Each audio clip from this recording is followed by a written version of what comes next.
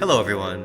A question no one ever asks Linda and I is, you guys are teachers at PEAI and stuff, but how do you actually prep for classes? So, to answer that question, we'll take you through a random day at PEAI. When I arrive to my classroom, I first unpack my backpack and arrange my 13-inch MacBook Pro and 11-inch iPad Pro on my desk so that I feel very pro. Then, I hang up my trusty KF94 mask and settle into my desk. Now surrounded by my fancy electronics, I can start prepping for the class. I start by reviewing the project fair handout that will be discussed in class today. Script writing will be the focus, as well as discussing due dates. Next, I review the weekly grammar lesson to ensure I still remember what a verb is. And because I'm an absolute boss, I do. Another day in my empty classroom. Ugh, I really miss the sound of students. Or do I? Let me see. This week is lesson 14.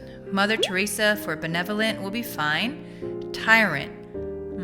Should I do an image of Kim Jong-un or Miss Linda?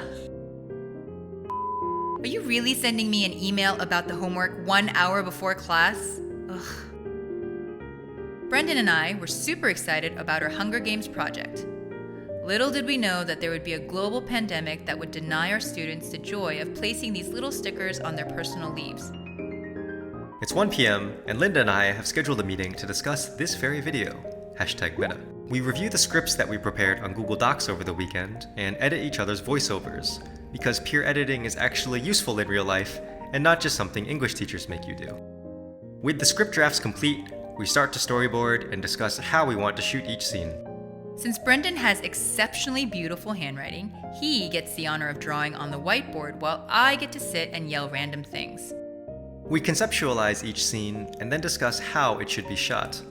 Since we have absolutely no idea what we're doing, this is a slow and arduous process. After an hour of storyboarding and filming, we take a break and walk up to the rooftop garden to have a cheeky afternoon tea.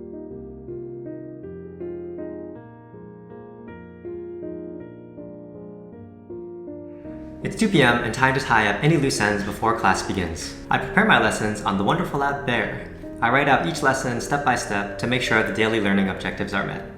In practice, this acts more as a rough outline though than immutable rule. Lessons will be modified based upon the class size, class needs, and the students' unique personalities. No lesson is ever the same. Then I run through class presentations.